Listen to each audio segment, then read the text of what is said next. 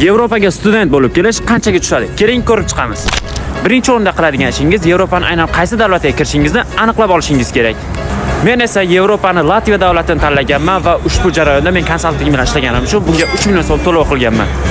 Eslatib o'taman, konsalting to'lovlari davlatlarga qarab o'zgaradi. Va eng katta xarajatlarga keladigan bo'lsak, bu albatta universitet kontrakti. Latviya davlatining o'rtacha kontraktlari 2,5 ming yevrodan 3,5 ming yevrogacha borib taqaladi. Mening kontraktim esa 2950 yevro.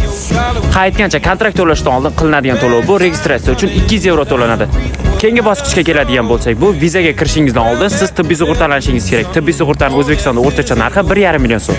Va eng so'ngida elchixona hujjatlaringizni ko'rib chiqish uchun siz to'lov qilasiz. Men to'lagan payti 1 million 8 ming so'm edi. Hozir o'zgargan bo'lishi ham mumkin. Vizangiz chiqqandan so'ng siz samolyotga bilet olishingiz kerak bo'ladi. Samolyot biletini qancha erta olsangiz sizga shuncha arzonga tushadi va buning narxi o'rtacha 3 million so'mdan 6 million so'mgacha borishi mumkin. Xullas, Yevropa va Latviya hayotini ko'rmoqchi bo'lsangiz menga obuna bo'ling. Keyingi videolarimda studentlar oyiga qancha topish haqida ma'lumot beraman.